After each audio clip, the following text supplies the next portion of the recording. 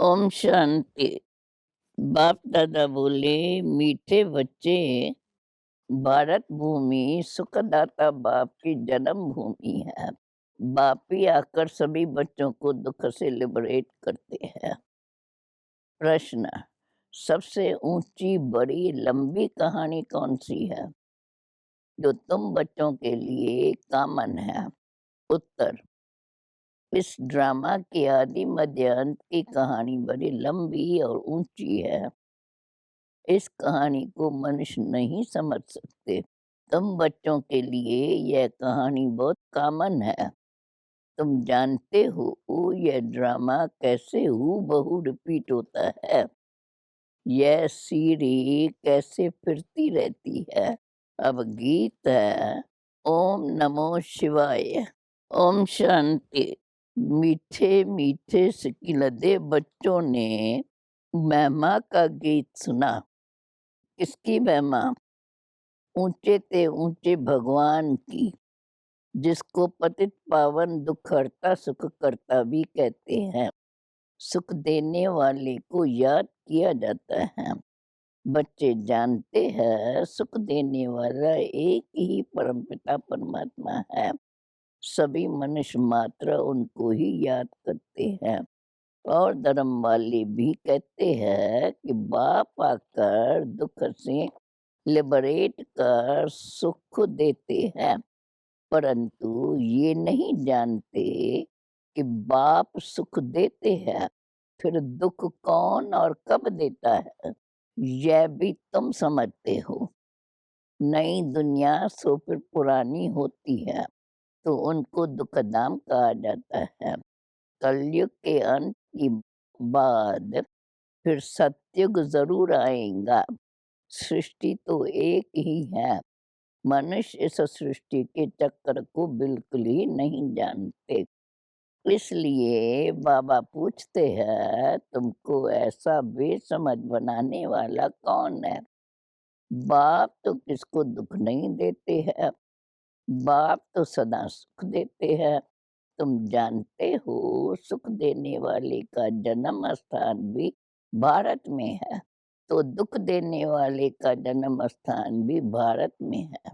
भारतवासी शिव जयंती भर मनाते हैं, परंतु समझते कुछ भी नहीं है। वह है ऊंचे ते ऊंचे भगवान की जयंती। उनका नाम है शिव। यह किसको पता नहीं पड़ता है। रावण को वर्ष वर्ष जलाते रहते हैं, परंतु वह क्या चीज है, कब से आया है, क्यों जलाते हैं, यह कुछ भी जानते नहीं हैं। ड्रामा के प्लान अनुसार उन्हों को यह पता होना ही नहीं है। बाप समझाते हैं, हर एक का पार्ट अलग अलग है। मनुष्य का पार्ट ही गाया जाता है। मनुष्य ही समझदार है, जानवर तो बेसमझ है। इस समय मनुष्य भी बेसमझ बन पड़े हैं। ये जानते ही नहीं कि दुख हरता सुख करता पतित पावन कौन है, पतित कैसे बने हैं और पावन कैसे बनेंगे।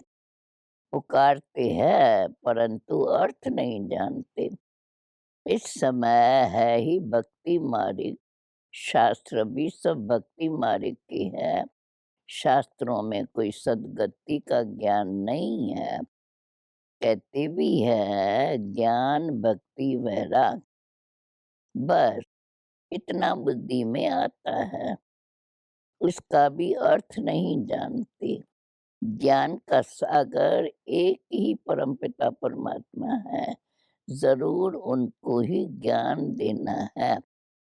वही सतगुरु सदगति दाता है। इसलिए उनको पुकारते हैं, आकर दुर्गति से बचाओ। द्वापर में हम पहले सतो प्रधान पुजारी बनते हैं, फिर पुनर्जन्म लेते लेते उतरते आते हैं। जो भी मनुष्य आते हैं सीढ़ी तो जरूर उतरेंगे ही ना। भल बुद्ध आदि का नाम सीढ़ी में नहीं दिया है। अगर उनको दिखाओ भी, तो भी उन्हें भी सीढ़ी तो उतरनी ही है ना। उनको सतो रजो तमो में तो आना ही है। अब सभी तमो प्रधान है। अब बाप समझाते हैं, ये शास्त्र भी भक्ति मार्ग की है, जिसमें अनेक प्रकार के कर्मकांड है। ज्ञान देने वाला एक ही बाप है। ज्ञान सागर ही आकर सच्चा ज्ञान सुनाते हैं। आधा कल्प है दिन, उसमें भक्ति की बात ही नहीं। दिन में कभी ठोकरें नहीं खाते, वहाँ तो सुख ही सुख है। वह बाप का वर्षा तुमको कल्प के संगम पर मिलता है। यह ज्ञान बाप उन्हीं बच्चों को देते हैं जिनको कल्प पहले दिया था। कल्प कल्प देते ही रहेंगे। नई चीज कोई निकलती है तो वह फैलती है। अभी भारत में रचता बाप आकर रचता और रचना का ज्ञान दे रहे हैं। यह भी फैलेगा और बाहर सबके पास जाएगा। फिर वह कह नहीं सकेंगे कि हम स्वर्ग में क्यों नहीं जाते। सबको पता पड़ जाएगा, बना बनाया ड्रामा है। इसमें अंतर पड़ ही नहीं सकता। दुनिया में तो अनेक मत है। कोई कहे नेचर है, कोई कहते आत्मा निर्लेप है। पिछाड़ी में एक बाप का ही सुनेंगे, समझेंगे बरोबर हम इस ड्रामा के एक्टर्स भी है। यह वैरायटी धर्मों का झार है। सबके बुद्धि का ताला खुल जाएगा। अभी ताला बंद है। तुम्हारे धर्म की बात अलग है। बाकी ड्रामा प्लान अनुसार वे स्वर्ग में आ नहीं सकते। हमारा धर्म स्थापक फलाने समय पर आया। क्राइस्ट कोई स्वर्ग में थोड़े ही आया। यह सब बातें इस झार से ही बुद्धि में आएंगी, सीढ़ी से नहीं।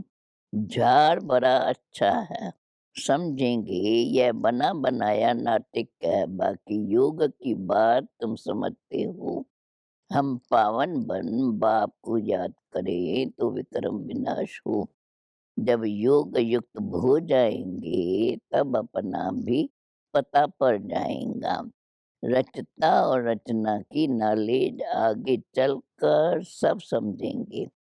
अभी नहीं। ड्रामा भी बड़ा युक्ति से बना हुआ है। लड़ाई तो लगनी ही है। अभी तुम्हारी बुद्धि में यह ड्रामा का राज है। अगर कोई नया आ जाता है तो शुरू से लेकर समझाना पड़ता है। सीढ़ी का चक्कर कैसे फिरता है। बाप कहते हैं, मीठे बच्चे, भक्ति मार्ग में तुमने कितनी तकलीफें ली है। यह भी ड्रामा में नोंद है। यह सुख दुख का खेल तुम्हारे ऊपर बना हुआ है। तुम बहुत ऊंच भी बनते हो तो नीच भी बनते हो। बाप कहते हैं, मीठे बच्चे, मैं इस मनुष्य सृष्टि का बीज रूप हूँ। झाड़ का सार नॉलेज तो जरूर मेरे पास ही होगा। बर के झाड़ का मिसाल भी इनके ऊपर ही है। तुम तो जानते हो कैसे आदि सनातन देवी देवता धर्म प्रायलोप हो जाता है। अभी वह फाउंडेशन है नहीं। बाकी सारा झाड़ खरा है। सभी धर्म है। बाकी एक धर्म नहीं है। बर का झाड़ भी देखो कैसे खरा है, थुर नहीं है। फिर भी झाड़ सदैव हरा भरा है। दूसरे झाड़ फाउंडेशन बगैर सूख जाते हैं। क्योंकि थुर बगैर पानी कैसे मिले। परंतु वह बर का झाड़ सारा ताजा खरा है। यह वंडर है ना। वैसे ही इस झाड़ में भी देवी देवता धर्म है नहीं, अपने को समझते ही नहीं है। देवता धर्म के बदले हिंदू कह देते हैं। जब से रावण राज शुरू हुआ है, तो देवी देवता कहलाने लायक नहीं रहे हैं, तो नाम बदल हिंदू रख दिया है। देवताओं के सिर्फ जड़ चित्र निशानी जाकर रही है, जिससे समझते हैं स्वर्ग में उनका राज्य था। परंतु वो स्वर्ग कब था, यह कोई जानते ही नहीं। सत्य की आयु बहुत लंबी चौड़ी कर दी है। जो पास्ट हो गया वो फिर अपने समय पर रिपीट होगा। वही फीचर्स अभी थोड़े ही हो सकते हैं, वह फिर स्वर्ग में ही होंगे। यह ज्ञान तुम ही समझते हो, बाकी वह सब भक्ति करते पतित बनते रहते हैं। पावन दुनिया है, तुमको बाप बैठ समझाते हैं, कहते भी हैं आप जानी जाननहार है। बाप कहते हैं मैं कोई एक एक के दिल को थोड़े ही बैठ जानूंगा। कोई कहते हैं बाबा आप तो सब कुछ जानते हैं, हम विकार में जाते हैं, आप सब जानते होंगे। बाप कहते हैं मैं सारा दिन बैठ यह जानता हूँ क्या, मैं तो आया हूँ पतितों को पावन बनाने। अभी तुम जानते हो बाबा से सुख का वर्षा ले रहे हैं, बाकी सब वापस मुक्ति धाम में चले जाएंगे। कैसे जाएंगे, इसमें तुम्हारा क्या जाता है? बाप ही आकर मुक्ति जीवन मुक्ति में ले जाते हैं। हिसाब किताब चुकतू कर सबको जाना है। तुमको सतो प्रधान बनना है। तुम दूसरे के बात में क्यों जाते हो?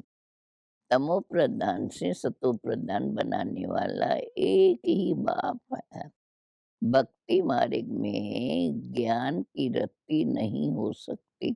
कहते हैं ज्ञान और भक्ति, पूछो ज्ञान कितना समय और भक्ति कितना समय चलती है, तो कुछ भी बता नहीं सकेंगे। भक्ति अलग चीज है। बाप खुद ही समझाते हैं कि मैं कैसे आता हूँ, किसमें प्रवेश करता हूँ। मनुष्य भक्ति मार्ग में फंसे हुए होने के कारण दोनों को एक कर देते हैं। वह सूक्ष्म वतनवासी, वह परम धाम के निवासी, दोनों को स्थान अलग अलग है, फिर एक नाम कैसे रख सकते? वह निराकारी वह आकारी, ऐसे थोड़े कहेंगे कि शंकर में शिव का प्रवेश है, जो तुम शिव शंकर कह देते हो। बाप समझाते हैं मैं तो इस ब्रह्मा में प्रवेश करता हूँ। तुमको यह किसने बताया कि शिव शंकर एक है? शंकर को तो कभी कोई गॉडफादर नहीं कहते। उनको तो गले में सांप डाल शक्ल ही कैसी बना देते हैं, फिर बैल पर सवारी दिखाते हैं।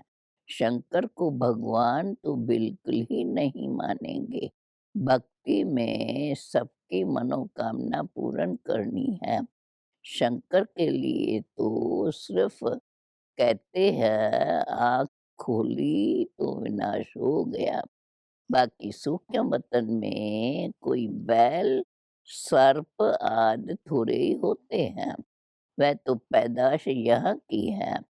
कितने पत्थर बुद्धि बन गए हैं, यह भी समझते नहीं कि हम पतित हैं। बाप कहते हैं मैं इन साधुओं का भी उद्धार करने आया हूँ। साधना की जाती है कुछ प्राप्ति के लिए, तो साधु लोग फिर अपने को शिव भगवान कैसे कहला सकते हैं? शिव को तो साधना करने की दरकार ही नहीं है। उनका तो नाम ही है सन्यासी। भगवान को कभी संन्यास करना पड़ता है क्या? संन्यास धारण करने वाले को गेरू वस्त्र धारण करने पड़ते हैं। भगवान को भी यह वेश धारण करना पड़ता है क्या? वह तो है ही पतित पावन। कहते हैं मैं इन वेशधारियों का भी उद्धार करता हूँ। ड्रामानुसार हर एक अपना-अपना पार्ट बजाते हैं। भक्ति मार्ग में मनुष्य जो कुछ करते हैं, समझते नहीं हैं। शास्त्रों से किसकी सद्गति नहीं होती। सद्गति होती है एक सत बाप से। ड्रामा अनुसार यह शास्त्र भी ज़रूरी है। गीता में क्या-क्या लिखा हुआ है? गीता किसने सुनाई? कोई भी जानते नहीं। तुमको मुख्य ज़ोर देना है गीता पर। गीता ही सर्व शास्त्रमयी शिरोमणि है। अभी यह धर्म शास्त्र किसने और कब रचा और इससे क्या हुआ? कोई जानते नहीं। गीता में जो कुछ लिखते आए हैं, वह फिर भी रिपीट होगा। हम उनको अच्छा व बुरा कुछ कह नहीं सकते, परंतु समझते हैं यह भक्ति मार्ग की सामग्री है, जिससे मनुष्य उतरते जाते हैं। 84 जन्म पूरे लेते-लेते उतरती कला में तो आना ही है।